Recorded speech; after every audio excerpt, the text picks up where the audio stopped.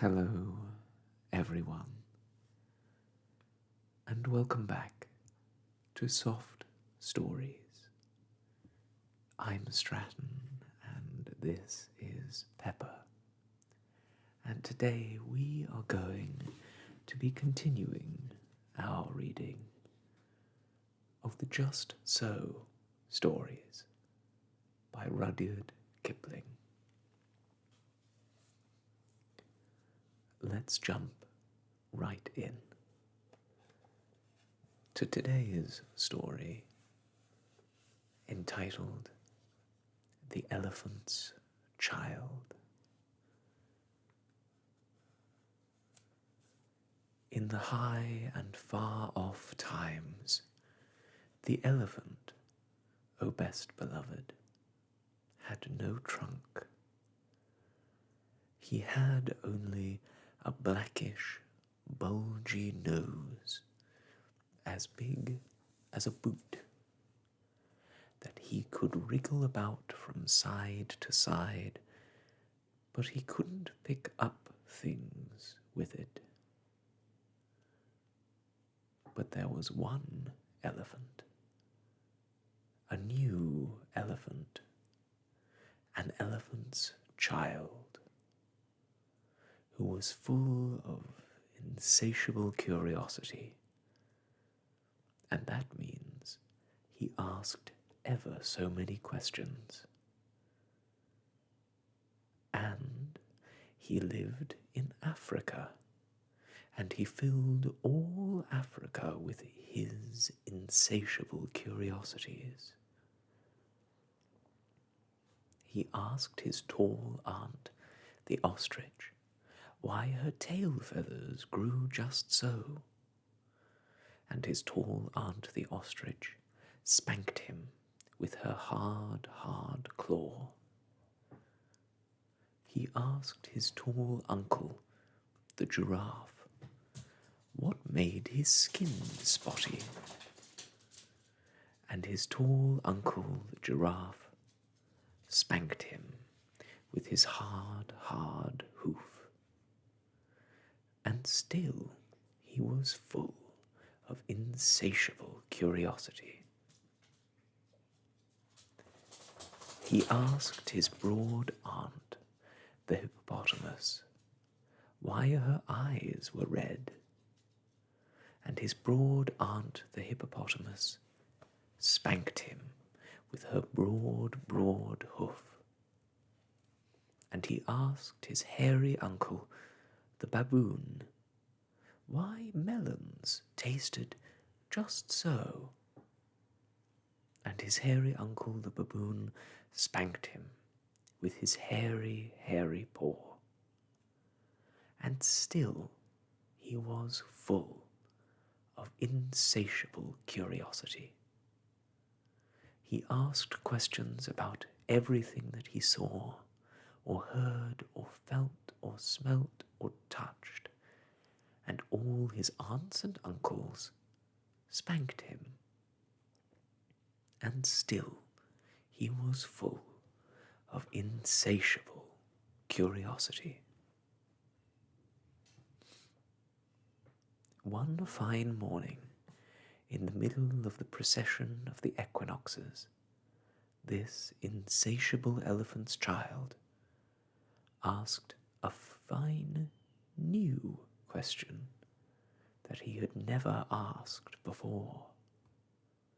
He asked, what does the crocodile have for dinner?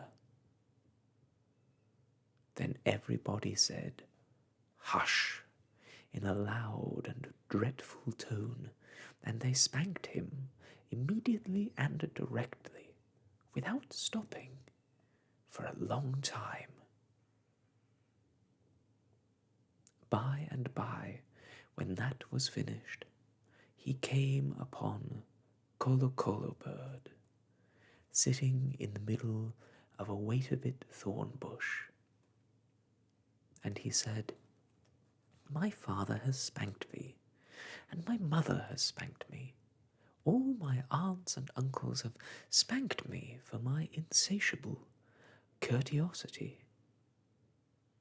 still, I want to know what the crocodile has for dinner. Then Colo Colo Bird said, with a mournful cry, "Go to the banks of the great grey-green, greasy Limpopo River, all set about with fever trees, and find out." That very next morning, when there was nothing left of the equinoxes, because the procession had proceeded according to precedent, this insatiable elephant's child took 100 pounds of bananas, the little short red kind, and 100 pounds of sugar cane, the long purple kind, and 17 melons, the greeny crackly kind, and said to all his dear families, "Goodbye. I am going to the great grey-green, greasy Limpopo River, all set about with fever trees, to find out what the crocodile has for dinner." And they all spanked him once more for luck, though he asked them most politely to stop.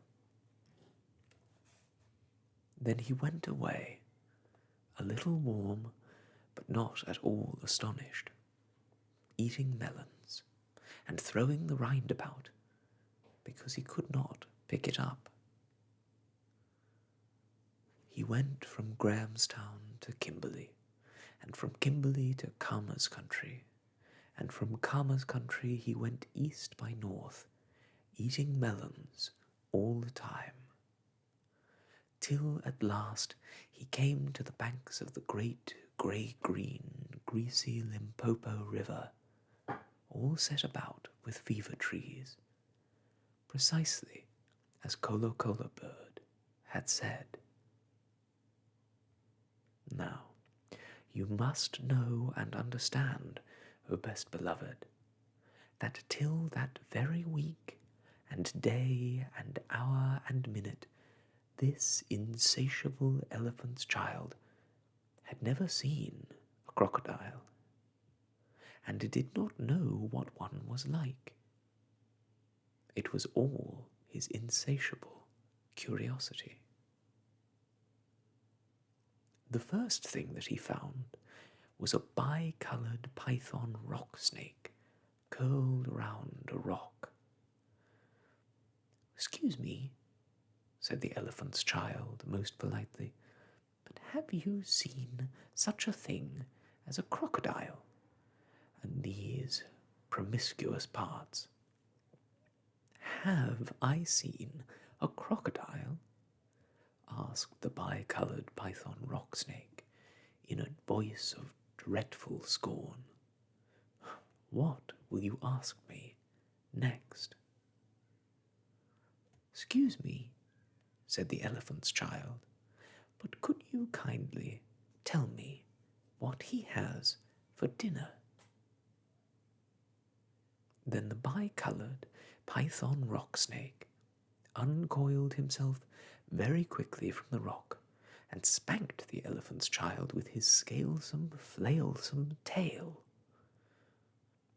"That's odd," said the elephant's child, "because my father and my mother and my uncle and my aunt, not to mention my other aunt, the hippopotamus, and my other uncle, the baboon, have all spanked me for my satiable curtiosity, and I suppose this is the same thing." So he said goodbye, very politely, to the bi-coloured python rock snake, and helped to coil him up again on the rock, and went on, a little warm, but not at all astonished, eating melons and throwing the rind about, because he could not pick it up, till he trod on what he thought was a log of wood, at the very edge of the great grey-green, greasy Limpopo River, all set about with fever trees. But it was really the crocodile, O best beloved, and the crocodile winked one eye like this. "Excuse me," said the elephant's child most politely, "but do you happen to have seen a crocodile in these promiscuous parts?" Then the crocodile winked the other eye, which Stratton won't do because he can only wink one eye, and lifted half his tail out of the mud. And the elephant's child stepped back most politely, because he did not wish to be spanked again. "Come hither, little one," said the crocodile. "Why do you ask such things?" "Excuse me," said the elephant's child most politely, "but my father has spanked me, my mother has spanked me, not to mention my tall aunt, the ostrich, and my tall uncle, the giraffe, who can kick ever so hard, as well as my broad aunt, the hippopotamus, and my hairy uncle, the baboon, and including the bi-coloured python rock snake with the scalesome, flailsome tail, just up the bank, who spanks harder than any of them. And so, if it's quite all the same to you, I don't want to be spanked any more." "Come hither, little one," said the crocodile, "for I am the crocodile." And he wept crocodile tears to show it was quite true. Then the elephant's child grew all breathless and panted and kneeled down on the bank and said, "You are the very person I have been looking for all these long days. Will you please tell me what you have for dinner?" "Come hither, little one," said the crocodile, "and I'll whisper."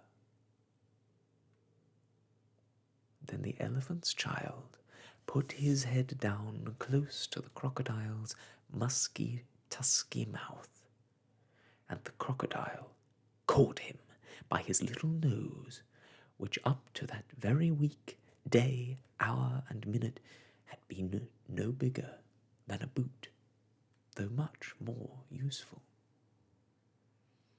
"I think," said the crocodile, and he said it between his teeth like this, "I think today I will begin with elephant's child." At this, O best beloved, the elephant's child was much annoyed, and he said, speaking through his nose, like this, "Let go! You're hurting me."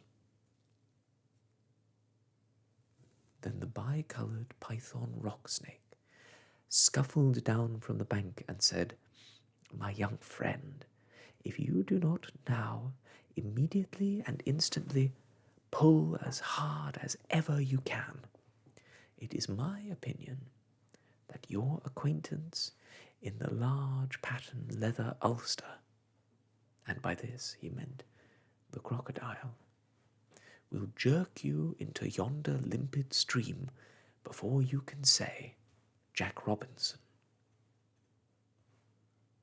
This is the way bi-coloured python rock snakes always talk. Then the elephant's child sat back on his little haunches and pulled and pulled and pulled, and his nose began to stretch, and the crocodile floundered into the water, making it all creamy with great sweeps of his tail, and he pulled and pulled and pulled, the elephant's child's nose kept stretching, and the elephant's child spread all his little 4 legs and pulled and pulled and pulled, and his nose kept on stretching, and the crocodile threshed his tail like an oar, and he pulled and pulled and pulled, and at each pull the elephant's child's nose grew longer and longer, and it hurt him hideous. Then the elephant's child felt his legs slipping, and he said through his nose, which was now nearly 5 feet long, "This is too much for me." Then the bi-coloured python rock snake came down from the bank and knotted himself in a double clove hitch round the elephant's child's hind legs, and said, "Rash and inexperienced traveller, we will now seriously devote ourselves to a little high tension, because if we do not, it is my impression that yonder self-propelling man-of-war with the armour-plated upper deck," and by this, O best beloved, he meant the crocodile, "will permanently vitiate your future career." That is the way that bi-coloured python rock snakes always talk.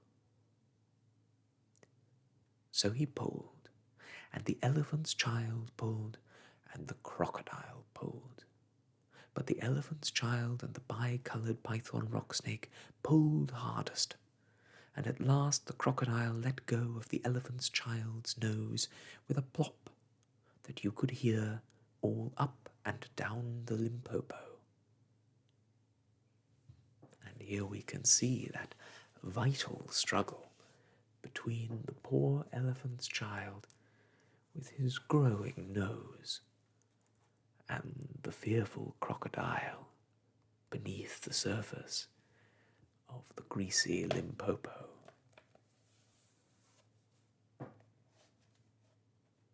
Then the elephant's child sat down, most hard and sudden. But first he was careful to say thank you to the bi-coloured python rock snake, and next he was kind to his poor pulled nose, and wrapped it all up in cool banana leaves, and hung it in the great grey-green, greasy Limpopo to cool. "What are you doing that for?"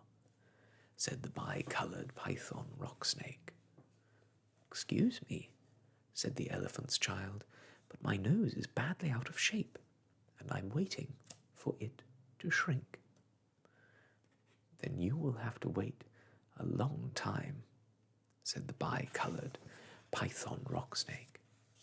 "Some people do not know what is good for them." The elephant's child sat there for 3 days, waiting for his nose to shrink, but it never grew any shorter, and besides, it made him squint. For, O best beloved, you will see and understand that the crocodile had pulled it out into a really, truly trunk, same as all elephants have today. At the end of the 3rd day, a fly came and stung him on the shoulder, and before he knew what he was doing, he lifted up his trunk and hit that fly dead with the end of it. "Vantage number 1, said the bi-coloured python rock snake. "You couldn't have done that with a mere smear nose. Try and eat a little now." Before he thought what he was doing, the elephant's child put out his trunk and plucked a large bundle of grass, dusted it clean against his forelegs, and stuffed it into his own mouth. "Vantage number 2, said the bi-coloured python rock snake. You couldn't have done that with a mere smear nose. Don't you think the sun is very hot here? It is, said the elephant's child, and before he thought what he was doing, he slooped up a sloop of mud from the banks of the great grey-green, greasy Limpopo and slapped it on his head, where it made a cool, sloopy, sloshy mud cap, all trickly behind the ears. Vantage number 3, said the bi-coloured python rock snake. You couldn't have done that with a mere smear nose. Now, how do you feel about being spanked again? Excuse me, said the elephant's child, but I should not like it at all. How would you like to spank somebody? Said the bi-coloured python rock snake. I should like it very much indeed, said the elephant's child. Well, said the bi-coloured python rock snake, you will find that new nose of yours very useful to spank people with. Thank you, said the elephant's child. I'll remember that. And now I think I'll go home to all my dear families and try. So the elephant's child went home, across Africa, frisking and whisking his trunk. When he wanted fruit to eat, he pulled fruit down from a tree, instead of waiting for it to fall, as he used to. When he wanted grass, he plucked grass up from the ground, instead of going on his knees, as he used to do. When the flies bit him, he broke off the branch of a tree and used it as a fly whisk. And he made himself a cool, new, slushy, squashy mudcap whenever the sun was hot. When he felt lonely walking through Africa, he sang to himself down his trunk, and the noise was louder than several brass bands. He went especially out of his way to find a broad hippopotamus.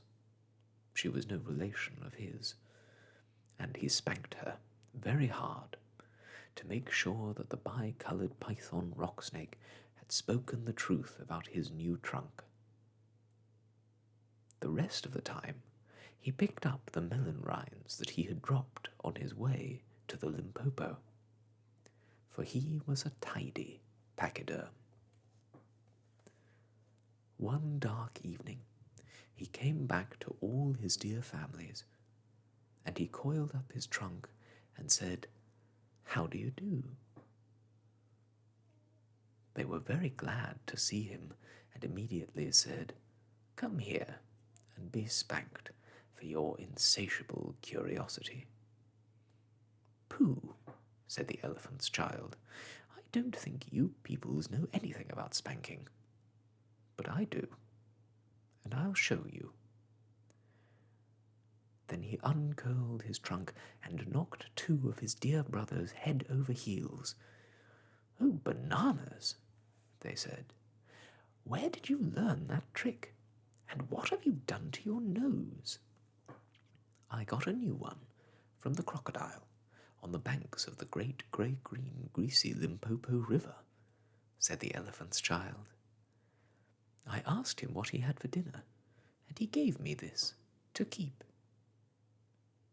"It looks very ugly," said his hairy uncle the baboon. "It does," said the elephant's child, "but it's very useful." And he picked up his hairy uncle the baboon by one the hairy leg and hove him into a hornet's nest. Then that bad elephant's child spanked all his dear families for a long time, till they were very warm and greatly astonished. He pulled out his tall ostrich aunt's tail feathers and he caught his tall uncle the giraffe by the hind leg and dragged him through a thorn bush, and he shouted at his broad aunt the hippopotamus, and blew bubbles into her ear when she was sleeping in the water after meals. But he never let anyone touch Colo Colo Bird. At last things grew so exciting that his dear families went off, one by one in a hurry, to the banks of the great grey-green, greasy Limpopo River, all set about with fever trees, to borrow new noses from the crocodile. When they came back, nobody spanked anybody any more. And ever since that day, O best beloved, all the elephants you will ever see, besides all those that you won't, have trunks precisely like the trunk of the insatiable elephant's child.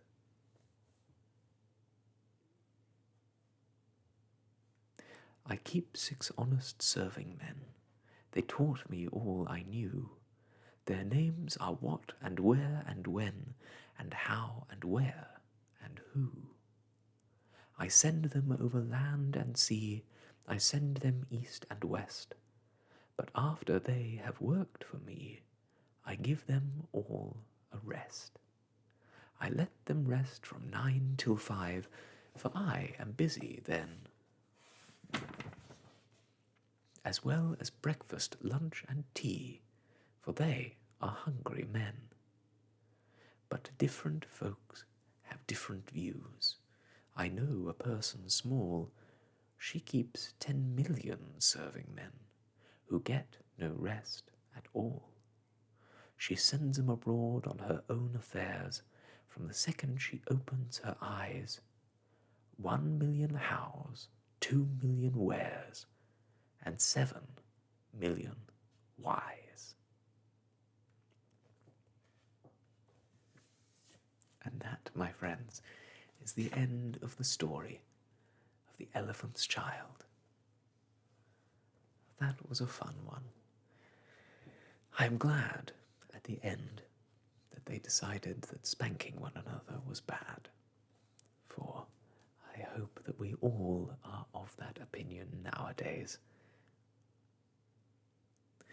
I have often been unsure about the little songs at the end of each of these chapters, not sure whether they necessarily fit with the theme of the story being told, or whether they are really worthy without the accompanying music.